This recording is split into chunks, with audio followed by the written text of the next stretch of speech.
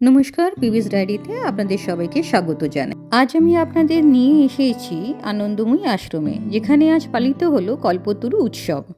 কল্পতরু এই শব্দটির অর্থ অনেকেই জানেন। পুরাণ মতে কল্পতরু হলো এক এমন বৃক্ষ যে বৃক্ষের কাছে মানুষ যা চায় তা পূর্ণ হয় ঈশ্বরের কৃপায়। আজকের দিনটি বিশেষভাবে গুরুত্বপূর্ণ। 1886 সালের 1 জানুয়ারি কাশীপুর উদ্যানবাটিতে অসুস্থ অবস্থায় রামকৃষ্ণ পরমহংসের কাছে বহু ভক্ত নববর্ষের আশীর্বাদ নিতে আসেন। সেদিন তিনি সবার দিকে কৃপাদৃষ্টি দিয়ে একে একে আশীর্বাদ করেন। ভক্তদের অনুভবে যেন সবার অন্তরের কামনা পূর্ণ হচ্ছিল। এই অসামান্য কৃপাদানের ঘটনাটাকে ভক্তরা কল্পতরু অর্থাৎ ইচ্ছাপূর্তিকর বৃক্ষের সঙ্গে তুলনা করেন। ভক্ত গিরিশচন্দ্র ঘোষের সর্বজন কল্যাণের অনুরোধে এই দিনটি বিশেষভাবে স্মরণীয় হয়ে ওঠে এবং পরবর্তীতে 1 জানুয়ারি কল্পতরু হিসেবে পালিত হতে শুরু করে। দক্ষিণেশ্বর ও রামকৃষ্ণ মঠ সংঘের বিভিন্ন কেন্দ্রে আজও তা উদযাপিত হয়। এই অনুষ্ঠানটি উদযাপিত হয় আনন্দময়ী আশ্রমেও। হাওড়া ইচ্ছাপুরে অবস্থিত আনন্দময়ী আশ্রমে যে কল্পতরু উৎসবটি আজকে পালন হয়েছে তার কিছু দৃশ্য আমি আপনাদের সঙ্গে ভাগ করে নিচ্ছি। আজ 1 জানুয়ারি 2026 এই কল্পতরু উৎসব উপলক্ষে আনন্দময়ী আশ্রমে মা আনন্দময়ীরও বিশেষ পুজোর আয়োজন করা হয়েছিল। আমি নিজেও এই পুজোয় অংশ নিয়েছিলাম এবং মায়ের চরণে পুষ্পাঞ্জলি অর্পণ করেছি। এই মুহূর্তটা সত্যি আমার ভাষায় আমি প্রকাশ করতে পারবো না। মনে হচ্ছিল যেন সমস্ত অস্থিরতা ধীরে ধীরে শান্ত হয়ে যাচ্ছে।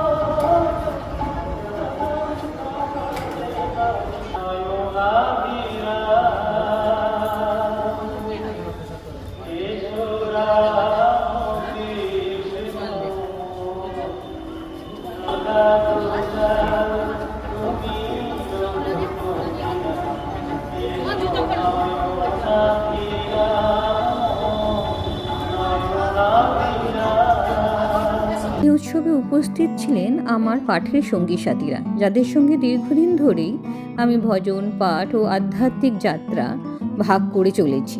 এই দিনটি আমাদের জন্য শুধু উৎসব নয়, একটা মিলনের দিন, একটা স্মৃতির দিন। আমরা সবাই একসঙ্গে ছবি তুলেছি, হেসেছি, কথা বলেছি আর মনে মনে মায়ের কাছে প্রার্থনা করেছি।